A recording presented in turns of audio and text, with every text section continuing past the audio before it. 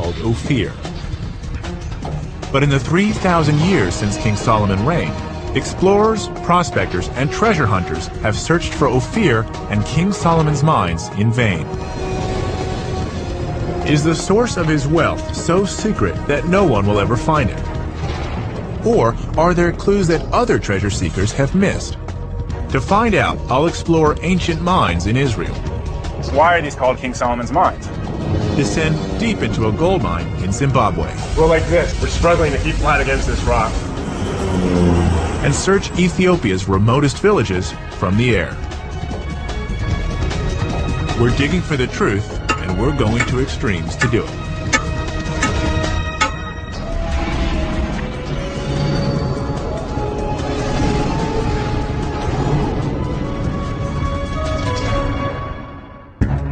It's one of the most famous mysteries of the ancient world. Where did the vast caches of gold of King Solomon come from? How did he amass the riches which, along with his wisdom, made him one of the most celebrated kings in history? There's no doubt about where his treasures were once displayed. It was here, in Jerusalem, one of the most sacred and spiritual cities in the world. Holy to three of the world's great religions, it's where the Temple of King Solomon once stood. The Temple of King Solomon was built here in Jerusalem on what's called the Temple Mount. According to the Bible, it was literally covered in gold, which came from a place called Ophir. The Temple Mount today is nothing compared to how this place looked 3,000 years ago when King Solomon ruled. According to the Bible, his temple was one of the most stunning ever built. In the second book of Chronicles, it's written, "He overlaid the house, the beams, the posts, and the walls with gold." Even the nails that King Solomon used were golden. But the temple's wealth would also prove its downfall. In 586 BC, Jerusalem fell to the army of King Nebuchadnezzar. According to the Book of Kings, the riches of King Solomon's temple were plundered and carried away to Babylon. And despite thousands of years of searching, these treasures have never been found. But if the treasure of the first temple remains elusive, what of the physical source of King Solomon's gold? Again, the Bible provides the few surviving clues. It tells how most of Solomon's gold came from a faraway land called Ophir. The rest was a gift from the mysterious queen of Sheba. The trouble is, no location for Ophir was ever given, and despite 3,000 years of searching, it's never been found. The result? A quest that's lasted 3 millennia and covered entire continents. Some have searched ancient mines in Israel, thinking they must be Solomon's. And in the 1870s, a German explorer named Karl Mauch searched for the biblical land of Ophir in Zimbabwe. And still others have searched in Ethiopia, legendary home of the Queen of Sheba, and according to some, the site of King Solomon's mines. I'm going to begin my quest in southern Israel. My first lead, a place which for years has been marked on maps as King Solomon's mines. First discovered in the 1930s, archaeologists thought they had stumbled on the fabled source of Solomon's wealth. My destination is deep in the Negev desert. It's a hot and barren landscape, but it's also rich in minerals. Could this really be the location of King Solomon's mines? To find out, I've met up with Dr. Sariel Shalev, an archaeologist who specializes in the history of ancient mining and metalwork. So I suggest we'll stop here, so somewhere. Let's go out. So Sariel, where are we? We are in Timna Basin and in Timna Crater. All those walls and all this area is full of holes made by men in antiquity, basically. So this place has holes that were used for mine shafts? Yes. How many?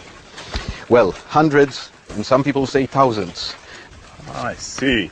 Now wait a minute, this wouldn't have been here 4,000 years ago. No, this is a modern reconstruction, of course. Oh. But the mine shaft is real? Yes.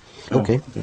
Here you could see the chisel marks making the shaft, basically. Maybe it's because I'm from the West, but when I think of mine shafts, I'm thinking horizontal pits dug into a mountain. But you said that this is a mine shaft too. This is a vertical pit reaching a horizontal one under the ground. And if you want to see those... Yeah, I want to see one. I can actually jump down inside? Why Explore? Not? Get dirty? Why not? All right. Why not? Gold could be found as a natural metal, and it's very easy to extract. Funny thing is that gold was not the first metal to be used. In most cases, we have objects made of copper. Basically, that's how it's all looked like when the archaeologists came to the region. They didn't know what it is. They thought first these are water pits or something like that. Yeah. And when they started to clear some of those, the next stage they saw was something like that. Yeah. You see that this is a hole. This is a hole in the ground, and it continues and continues and continues down. Close to 37 meters. That's what they did. These potholes are really ancient mines filled with centuries of sand. Sariel leads me inside a complex honeycomb of narrow, winding shafts cut into the sandstone hills. Over 5,000 of these tunnels have been discovered here, making this the largest mining operation of the ancient world. How big were these ancient miners? More or less like us, but they Yeah, how could they be? luxury that we are used to. Okay, let's go from here. Seems slightly lighter. Oh God! I think I'm a little bit taller, Doc. Sariel wants to show me some evidence of the metal that was mined here. What? What do we got? You have some. You have some water. Do you see it better now? Yeah, that's a neat trick. What is this? What mineral is this? Copper. Copper mineral. Copper silicate in this case. So all these veins running through here are copper. Just. Where's the gold? Not here. No gold. Then why are these called King Solomon's mines? Well, because the people wanted to have King Solomon's mines because they are mentioned in the Bible. The tangible evidence of King Solomon's reign wouldn't be discovered here, nor would gold. So who did build these mines, and why? Copper was more precious than gold in those periods sometimes. No, wait, I didn't know that. Copper was more precious than gold? Yes. So it's possible that King Solomon got copper from these mines. You want the real answer? Yeah. So let's go to the next place. Okay. The best evidence as to who built these mines isn't below ground. It's in the cliffs above it, You could continue because there's like nothing in these mines that can be reliably carbon dated. So what site is this? This is a site that was built by the workers in the mines to worship their goddess. And this is the site that helped us to solve the whole problem of when these mines were made. Sariel tells me that archaeologists have uncovered evidence which shows it was the pharaohs of ancient Egypt who used to control these mines. So, But they did so about 400 years before Solomon. What they found here is a small shrine dedicated to the Egyptian goddess Hathor. And she is the first and the strongest independent woman. The Egyptian goddess is here in the Negev because her worshippers were here in the Negev. So basically, the people who did all the shafts that we saw were Egyptians. So if King Solomon was here, he was very elusive, or his people were very elusive archaeologically. But what we have is a wonderful archaeological site, mining of copper in ancient times by Egyptians and by others without King Solomon, unfortunately. So the tourist maps are wrong. King Solomon had nothing to do with these mines. But I have discovered two vital clues. I now know how precious ores were extracted in ancient times. And I have a good idea as to what King Solomon's mines might have looked like. What I don't know is where else I should be looking for them. It's time to go back to the Bible. This is from the first book of Kings. King Solomon, it says, built a navy of ships in Etzion Geber on the shore of the Red Sea. And they came to Ophir and fetched gold, 420 talents, and brought it to King Solomon. In today's terms, that's an astonishing 16 tons. Many biblical scholars believe that Etzion Geber was very close to the present-day port of Eilat. This is the city of Eilat. It's at the southern tip of Israel, where the desert meets the Red Sea. Today, it's a pretty swanky resort town with some of the world's best scuba diving. But back in the time of King Solomon, it was from this area that his ships set sail for Ophir. And that's not the only clue. The Bible also says, once in 3 years came the Navy, bringing gold, silver, ivory, and apes. If Solomon's ships were gone for 3 years at a time, then their travels could have covered thousands of miles. That, plus the fact that they brought back both ivory and apes, led many to suggest that their destination Ophir was somewhere in Africa.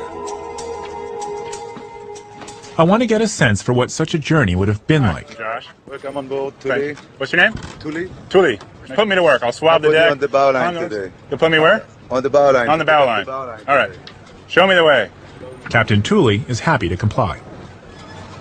Just pull it with my hands? Yes. There's no motor. No motor. Your hands are the motor. The body Got is it. the motor. Okay, so when you say so, You I'm just put going to it pull in. on this. Exactly.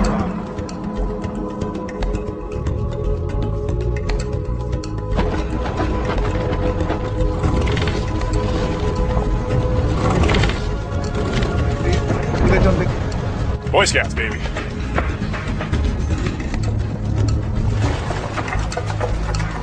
So, Julie, how long would it take to get from here to South Africa? About a month's time. Depends on the wind directions. I've got one of these gizmos, which I'm sure Solomon's sailors would have killed for. It says from here to Mozambique is 3,100 miles, and we're now going 4.4 miles an hour. That's a lot of hours. It's a lot of hours by the sea. So at best, it's several weeks, 6 weeks. 6 weeks. And worse, with bad weather and a slow ship, it would take them a lot longer. Even longer trip. So Yeah. they had to be pretty determined. To go there and bring the gold, yeah. Yeah.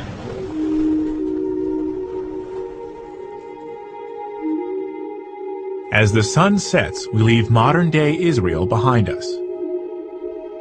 Now I'm following in the wake of Solomon's sailors, setting sail for an alien land full of strange animals and the promise of untold riches. I'm searching for the Queen of Sheba's mythical land of Ophir, the source of King Solomon's gold.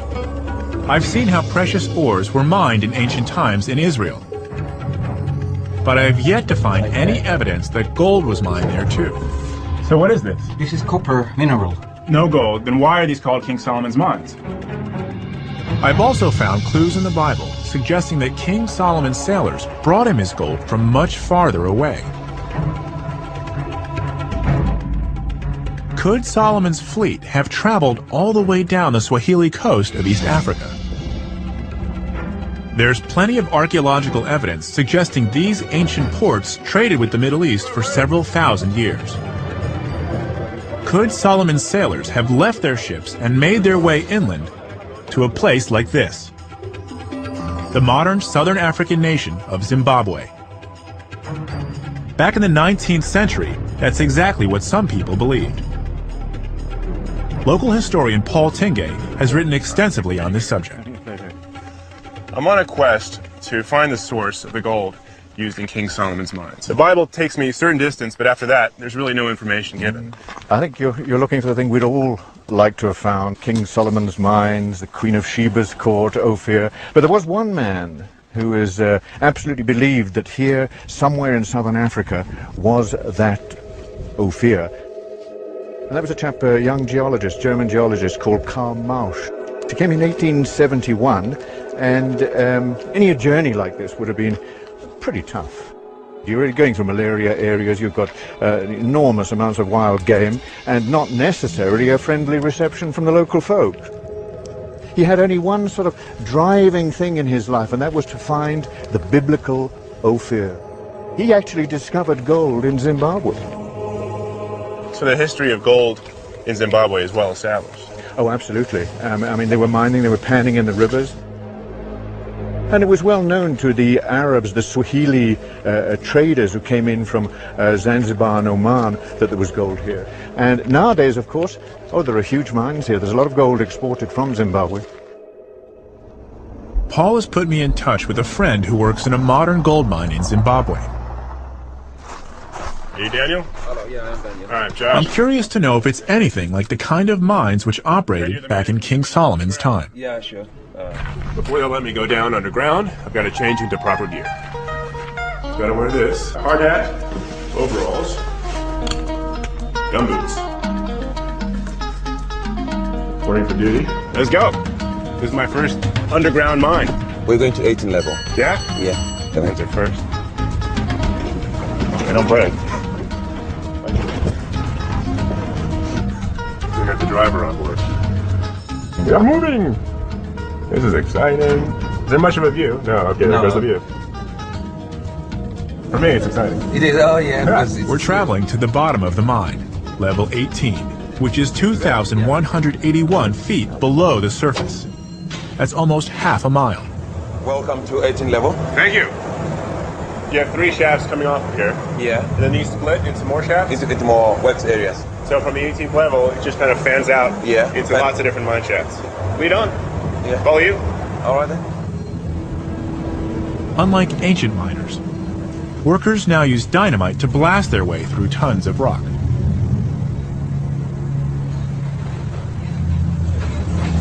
In 2003, more than $12 million worth of gold was produced here. So this is what you're actually mining. Yes. If you look at this sulfides, it shows that there is a lot of gold. So this is an indicator that says there's gold in this rock. Absolutely. So what happens next? You take this to the surface? To the surface, to the plant where it's crushed, and the gold extracted. As we approach the blasting zone, the air temperature rises. I can also smell it. Yeah. You I can. can. Sure. I smell it. It's warmer. It's a lot warmer. Oh yeah. That's where men are working. This is where we go up. Yeah, we're gonna go up there where those guys are working.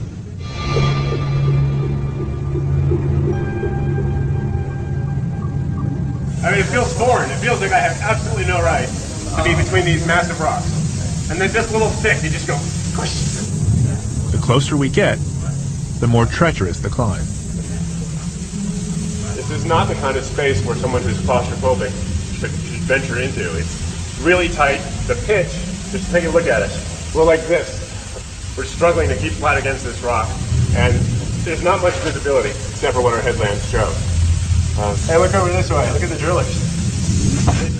The miners' drills are deafening. Hitting a pocket of gas is an ever-present danger, so there's nothing down here with a spark plug. In fact, these drills are powered by compressed air. That air is fed to the machines and to us from the surface, almost half a mile above our heads. It's time to make my way back to the main mineshaft elevator. That was unbelievable. Yeah, I never would have thought that this is how mining is done. But if I were here 3,000 years ago and I did not have water, electricity, compressed air, how could people have pulled gold out of these rocks? They wouldn't have gone this deep. They wouldn't have been this deep. No. So they would have stayed closer to the surface. To the surface, yeah. So it sounds like there's plenty of gold here, but for my purposes, I need to be exploring closer to the surface. Zimbabwe really is rich in gold, but not so rich that we don't get searched before we leave the mine. Being searched for gold nuggets. He doesn't know where I've hidden them, though. My hat? Good? He didn't find them. We're clean. Run! From the mine, it's a 5-hour drive to a place called Great Zimbabwe. Paul Tinge will be there to meet me. The next day, the sun rises a beautiful crimson red over this mysterious location. The place that Karl Mauch prized more highly than gold. Paul tells me that the German explorer really did discover plenty of gold here in Zimbabwe. It's just that it wasn't his ultimate goal. Mauch was driven by a grander dream of discovering a lost city in the wilderness. So tell me, Josh, how did you enjoy your trip down the mine? Oh, I loved it, but it's much more commercial than what I'm guessing Karl Mauch experienced. Oh, yes, absolutely. But of course, that wasn't why he was here at all. So he found gold, but he kept going. Absolutely. I mean, he was looking for something completely different. He was actually looking for this fabulous African city. He was actually looking for Ophir. Could these ruins be the actual capital of Ophir, the court of the Queen of Sheba, the true source of King Solomon's gold?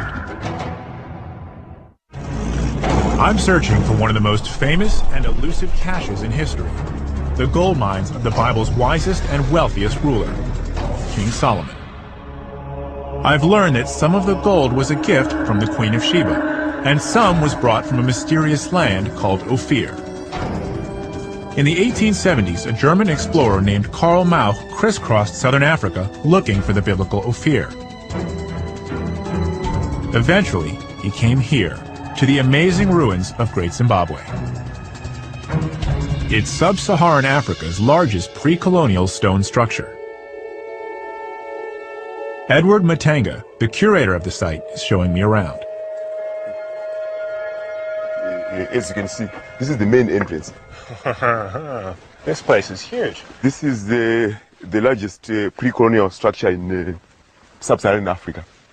How much of this site is original versus reconstructed? The great enclosure is for the most part original.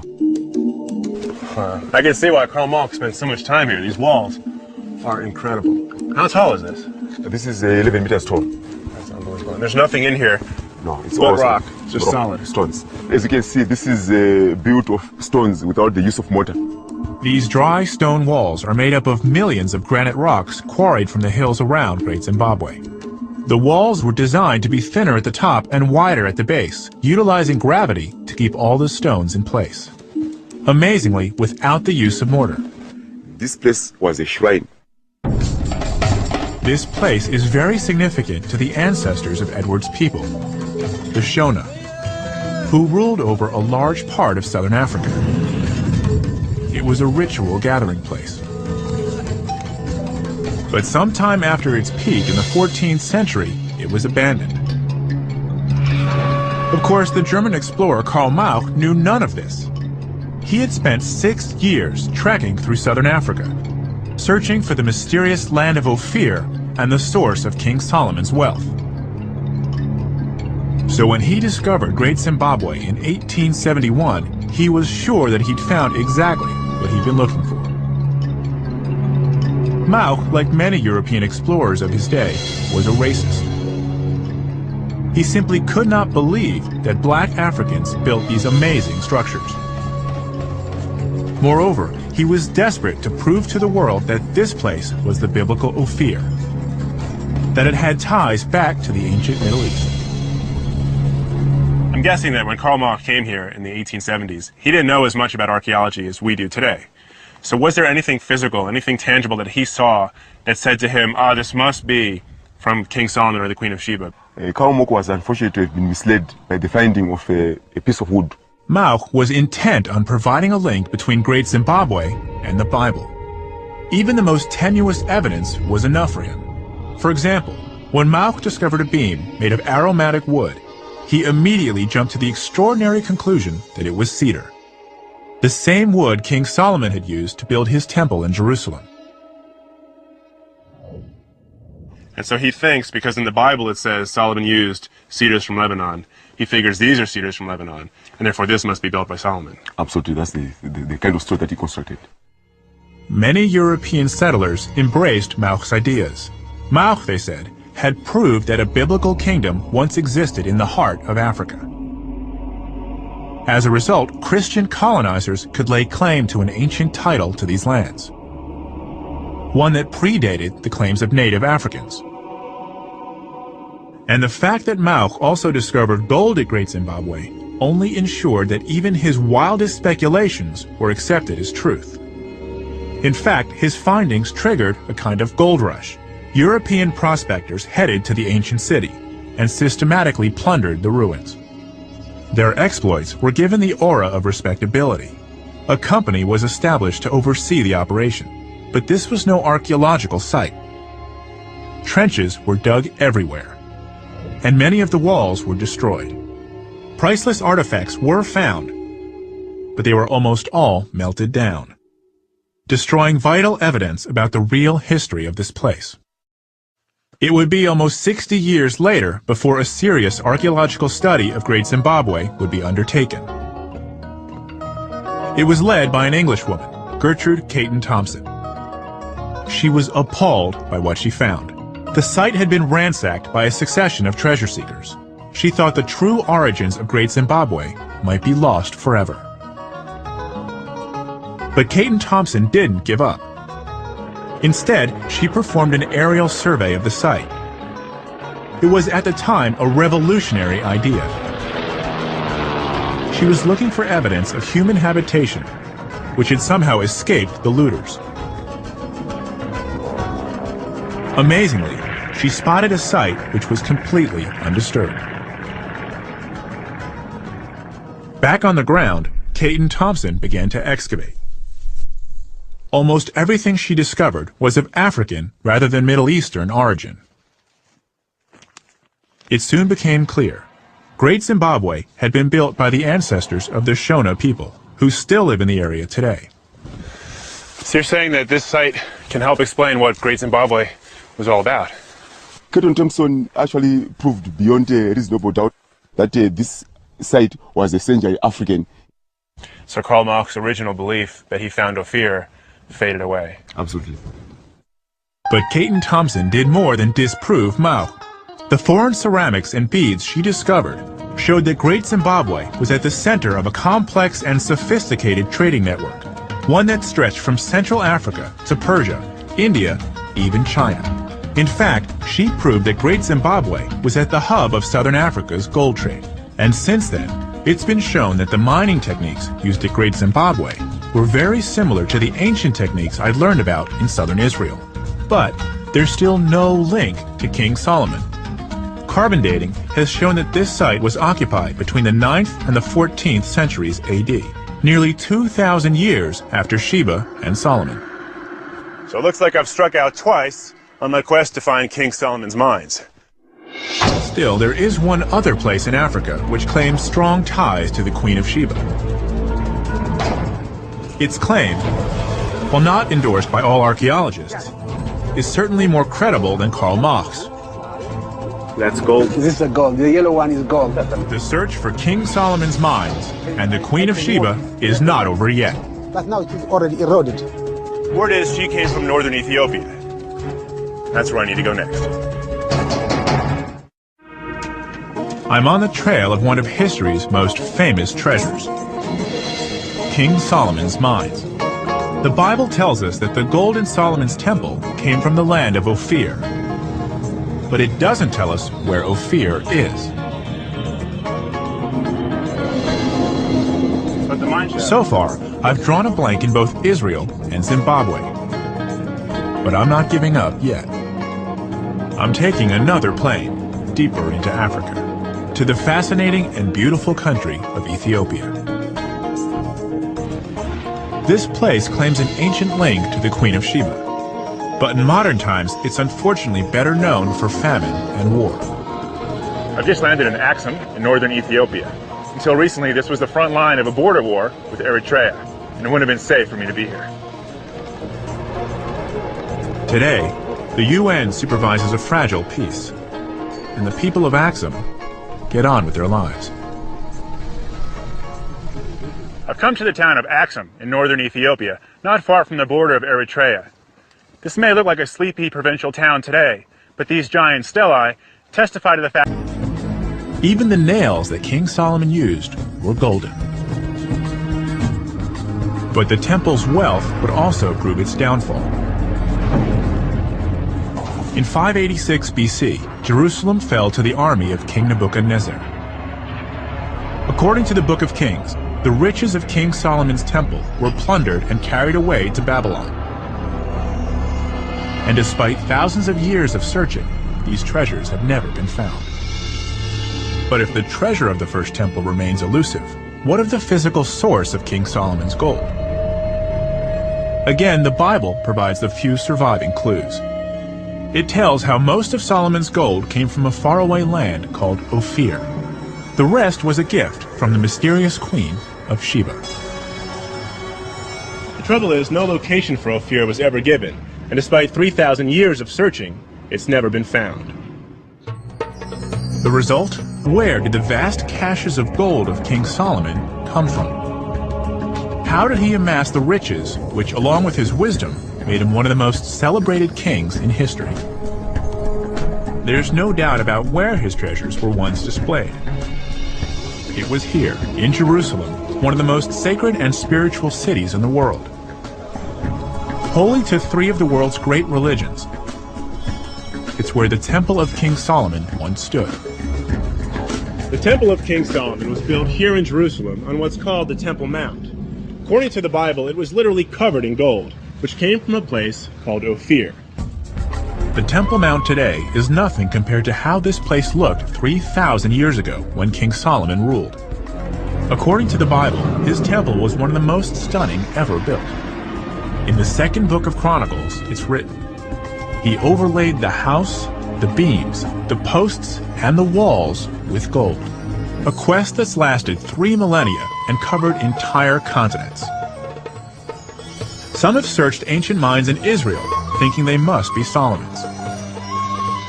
And in the 1870s, a German explorer named Karl Mauch searched for the biblical land of Ophir in Zimbabwe. And still others have searched in Ethiopia, legendary home of the Queen of Sheba, and according to some, the site of King Solomon's mines. I'm going to begin my quest in southern Israel. My first lead, a place which for years has been marked on maps as King Solomon's Mines. First discovered in the 1930s, archaeologists thought they had stumbled on the fabled source of Solomon's wealth. My destination is deep in the Negev desert. It's a hot and barren landscape, but it's also rich in minerals. Could this really be the location of King Solomon's mines? To find out, called Ophir. But in the 3,000 years since King Solomon reigned, explorers, prospectors, and treasure hunters have searched for Ophir and King Solomon's mines in vain. Is the source of his wealth so secret that no one will ever find it? Or are there clues that other treasure seekers have missed? To find out, I'll explore ancient mines in Israel. So why are these called King Solomon's mines? Descend deep into a gold mine in Zimbabwe. We're like this. We're struggling to keep flat against this rock. And search Ethiopia's remotest villages from the air. We're digging for the truth, and we're going to extremes to do it.